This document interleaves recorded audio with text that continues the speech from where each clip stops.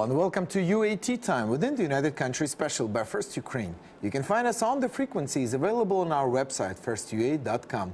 I'm Sergei Velichansky. And I am Olivier Drouin. UAT Time is dedicated to bringing Ukraine and Europe closer to each other by introducing the real Ukraine to the rest of the world. Nobody really knows how Ukraine got its fertile, rich soil known as Black Earth. Only a few other spots on Earth have been blessed with this type of soil. But Ukraine hasn't been so lucky in recent years in taking advantages of this natural endowment. Can we improve the situation, or are we able to let others help us by investments of money, technologies and management? Our guest today is Jean-Jacques Yervе, the counselor to the board in agricultural matters of PGSC КРЕДІ Bank. Welcome, welcome. Welcome. Thank you. Thank you for stopping by for a cup of tea. In the not long ago, actually, in terms of eternity, it's not long, but in the late 80s, it took Ukraine about 3 weeks to gather its harvest. But in recent years, it has taken twice as long. And spoilage, combined with the use of outdated machinery, cuts the harvest by from 10 to 20%. This was pretty much the information given in Kyiv Post in the magazine. You are the expert, and you've been in Ukraine for how many years? 10 years. 10 years. So what is your feel in general? Then we'll get to some details, but really in general, what do you feel this sector with 33% of world's best soil in Ukraine, what do you feel? My first thing I may say when you spoke of this blessing that Ukraine has received from God is the impression of French farmers when they visited Ukraine. I remember that was probably more than 10 years ago, but the president of a large French cooperative, he dreamed. He saw these rectangular fields with fences, no fences, only trees to protect the soil from erosion, with good soil, with water, with minerals, with everything. He dreamed that he could sit down in that place. And second aspect, I would say, about what you wrote 10 years ago in a newspaper, there were no enough tractors, no enough combines. But nevertheless, in 2000, Ukraine exported grain. Yeah. So they succeeded in getting the grain, storing the grain, transporting the grain, in spite of the fact that there is not enough combine. We must have that in head when we think of the future and of the needed investments in Ukraine. Okay. And the third thing I may say is that Ukraine is now well known as probably a world grain basket. I was in Morocco, invited 3 times this year, just to provide the Moroccans with information on how to buy grain from Ukraine. So the potential is fantastic and recognized. Yeah. That is really interesting. Now, your involvement right now, basically, are you a liaison between French businessmen to invest into Ukrainian agricultural sector, or are you training and working with the farmers and agricultural players in Ukraine, in the country? I would say both. Okay. Both. Because we are the bank of the French agriculturists. Is this a cooperative? So we are serving these guys who have an interest in developing business in Ukraine, some of them, with a very big success. Okay. And we are mainly involved in financing the Ukrainian companies and the Ukrainian farmers who are trying to get from an experienced bank the money they need to have their working capital covered, the capex covered sometimes. The difficult times that we're living through now are probably more difficult for capex expenditures. But anyway, we are working with these guys, with all sizes of farmers, from small size, say for us a minimum of 400 hectares of land, up to the maximum. I think the biggest client is something as 400,000 hectares of land. And I know that you have been in Russia also before, Yeah. and you see a difference between Russia and Ukraine about this agricultural sector and management of this agricultural sector? There are huge differences. They have the same fantastic edaphic conditions, soil and climate. But in Ukraine, we still have 15 million inhabitants in the rural areas. The same numbers in Russia. We have in Ukraine 64 million tons of grain from 40 million hectares. In Russia, they have 100 million tons out of 220 million hectares of land. Whoa! For Russia, agriculture is not important. They can survive by importing food. They could, I don't know now, but they could survive by importing food. And agriculture for them is more or less something in their international policy, whom they want to be grateful, whom they want to be support, how they want to destroy the good relations from neighbors. So this is more political instrument. In Ukraine, agriculture is part of the national identity, is the main source at the moment of exports. And for that reason of incomes in hard currencies, which is very important. And this is strategic for the development of the country. Agriculture in Ukraine is the engine, the fuel of economy.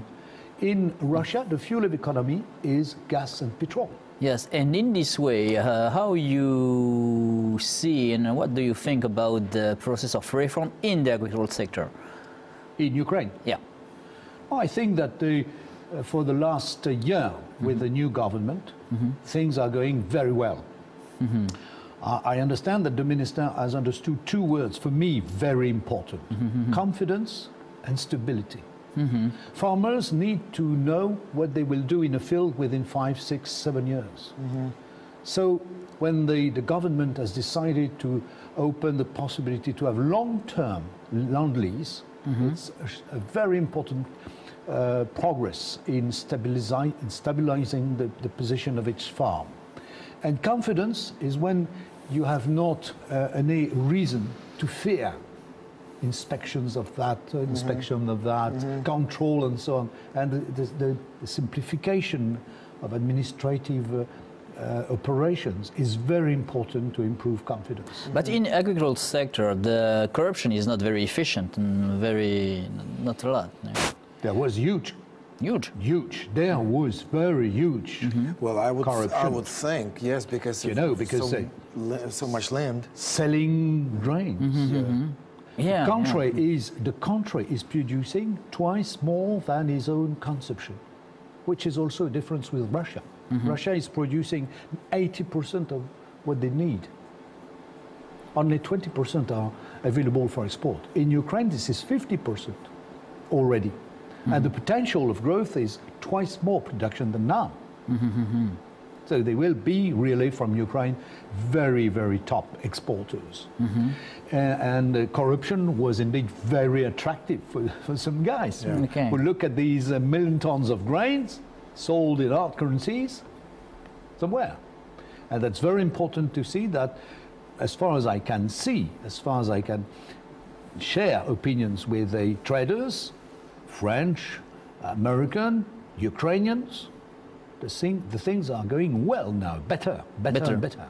I have no information of people saying, you know, Jean-Jacques, we have a terrible corruption. We still have corruption, but not so big as it was before.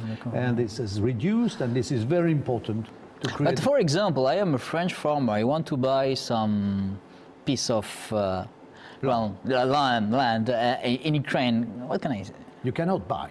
You cannot buy. You can you rent. Cannot buy. But I will tell you that in France you could, but it will be very difficult anyway. For many reasons. You cannot buy in Ukraine because there is that moratorium that has forbidden. That's why I asked you the question. But you can rent the land for 49 years.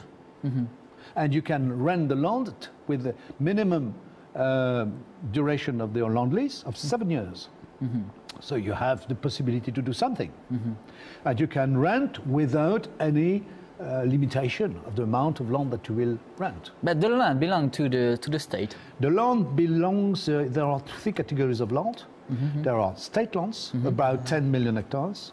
There are land being the property of the community, of the municipality, Yes. Also around 10 million. And there is a third part, which is in the hands of the farmers, the past workers of the coal coast, who have received vouchers, the pie, the land pie, and they have not the right to sell, but they can give that to their sons, grandsons, to their relatives. So this is really the property, and you rent their pie, or you rent the land from the municipality or from the state. Okay. If you were back in 1991 when Ukraine proclaimed independence, what would you have done back then in order for Ukraine to really become successful and rich by 2015? Because of, again, of the blessing of the soil, it's surprising to me that we are not, you know, where we, I suppose, supposed to be, you know, in the terms of, you know, riches and prosperity of the country. There is the wording of a very famous French philosopher who says, what I could have done is exactly the question that we should never ask, because we did the best. And probably in Ukraine they did what they could. The question for me is not that way. Okay. I would just remark that when I arrived there as an advisor to the government, Ukraine was hardly able to export 8 million tons of grain a year. Last year, 35. I do not know one country in the world who has been able to have such a growth in so limited period of time. So that means that perhaps the beginning was slow, but anyway, that's the biological process. It's always that way. So they are now growing. Okay, but again, do you think the liberation process, or what I'm trying to say, the creation of the comfortable conditions for each individual farmer to do their work as they develop the land, whatever they have, and be able to plan for a long term? As a European, I'm convinced that Europe is a good model somehow. Okay. Even if I do not support the full system of subsidies to agriculture. I think that we should probably in Ukraine improve. First, we should assess that the farmers who are still living now, 20 years after independence, have incredibly been strong because they survive to the ocean of competition. Without subsidy, without support. Yeah. In this way, let's talk about the association agreement of the EU. What do you think about the association agreement in the agricultural sector? And I know that they decreased the tax for the agricultural product from Ukraine to export in the EU. What do you think about that? I think that before this agreement has been signed, Ukraine was already a very huge, strong exporter of commodities to European countries. Last year, the year before, Ukraine exported 11 million tons of corn to Spain, Italy, France, Netherlands, the Danish countries, with very limited taxes. And so, frankly speaking, we decrease the taxes. Yeah, but frankly speaking, I don't see what the agricultural sector can really win from this agreement. Yeah. Perhaps some possibility to sell poultry, but it will be very limited because I'm sure that the European lobbies will react against competition from the Ukrainian poultry. But for example, with the European norms, because they have a very big agricultural sector, but for example, production of meat for pork or beef, they have to be in the European norms to export. That's a big deal. That's a big deal. I remember the reactions of some experts from Sanko direction when they, 5 years ago, 5 years ago, they said, you know, we are confident with the policy of quality and food security with several enterprises. We are less confident in the state offices. Now we are improving. There still are 5, 6 probably top enterprises that are able to fit to the European requirements. They could export. I think they probably will not export a lot to Ukraine. I think they will export to the traditional markets of European producers because they will be less expensive and they will benefit from the fact that they made fantastic progress to respect the European norms. So they are able to sell everywhere in the world. I have a very specific question. Prior to our interview, I talked with one farmer. They own about 2,000 hectares of land. And he shared with me about some concerns about added value tax. That if it's going to be imposed, then they're not going to survive. And recently we know that some of the agrarians had a meeting in front of the Verkhovna Rada against this law. What are your opinions on that? It's a very difficult question because there are two aspects. There is one aspect which is that dealing with repayment of VAT on export, which is one side. And there is another side of the VAT question, which is the fact that the farmers benefit from their balance on VAT as a subsidy from the government. This is not the first time in the world when a country has to use or has used VAT benefit as a subsidy to these farmers.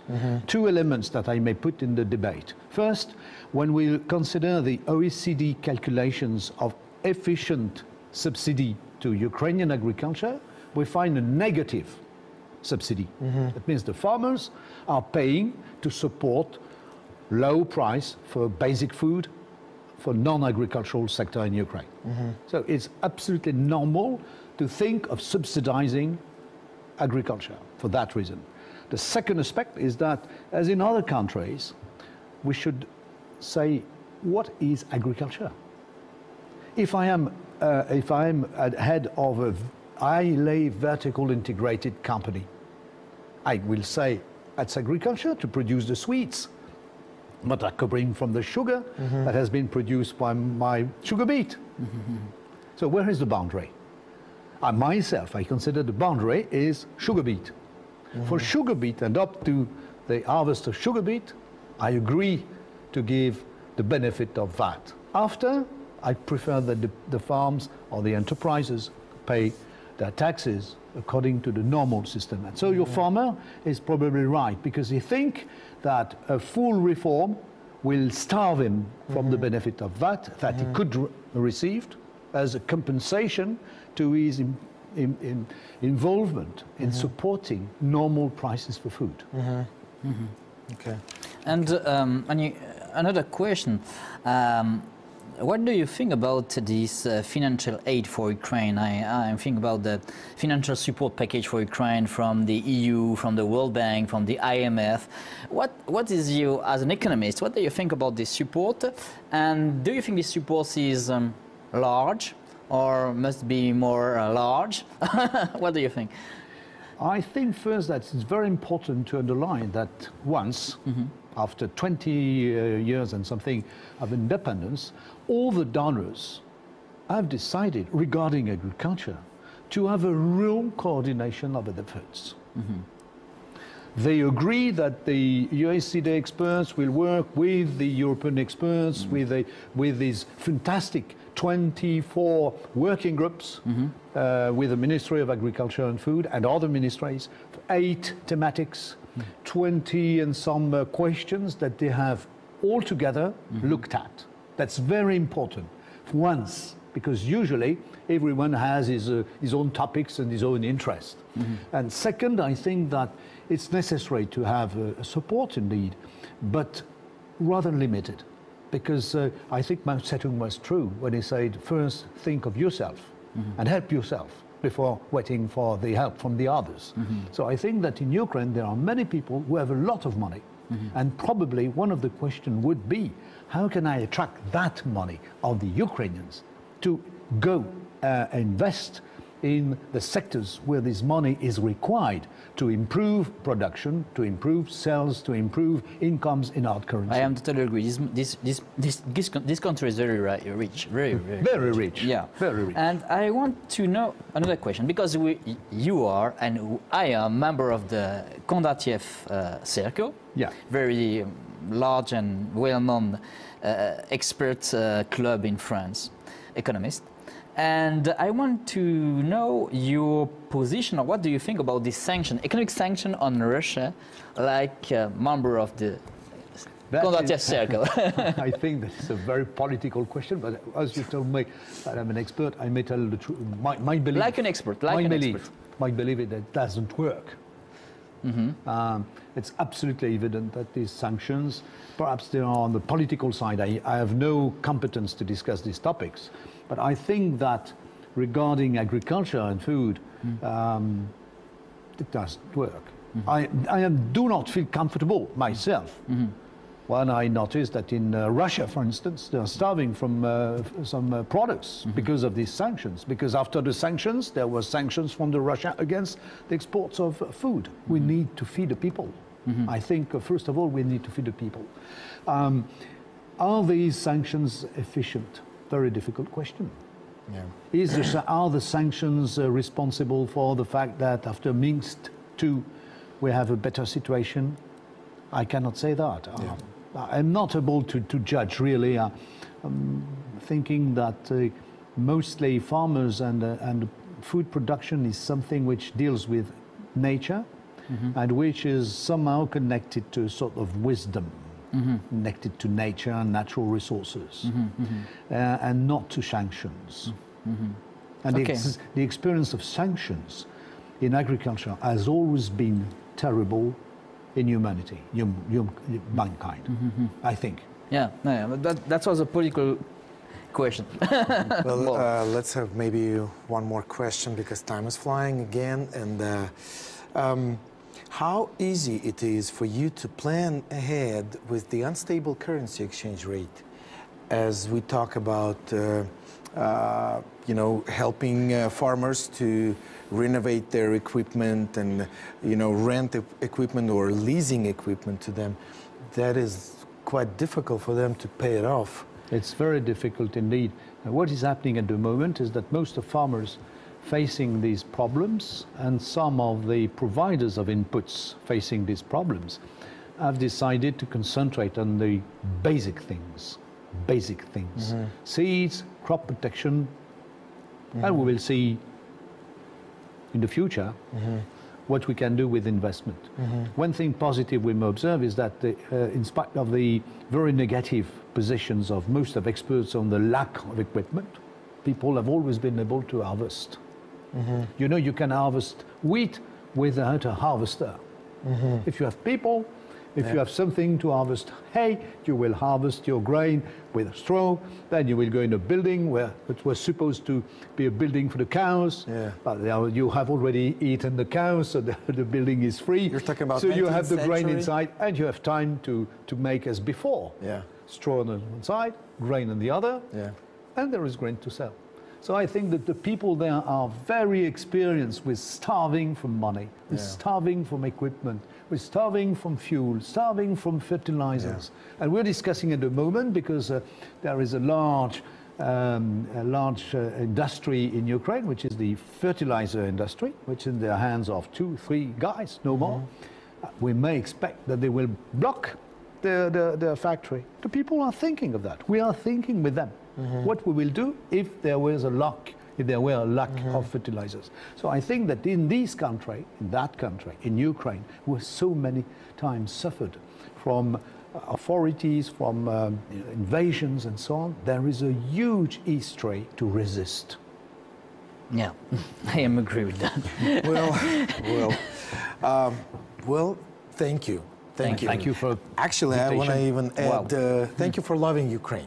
you know, because it wouldn't be easy, really, to do what you do and to help as much as you do without the love, without, you know, feeling something, you know, for this country, for this land, for these people. And that's what makes, you know, your eyes, you know, sparkle and be excited and full of energy. That's good. Thank you very much. Thank you very much. Thank you very much. It was United Country UAT time by First Ukraine. Our guest was Jacques Yervе, the counselor to the board in agricultural matters of PJSC Credit Agricole Bank. Olivier Durin and Sergei Velichansky were working for you in the studio. Stay with us and we will show to you the real Ukraine. Thank you for being with us. Have a good day and see you soon.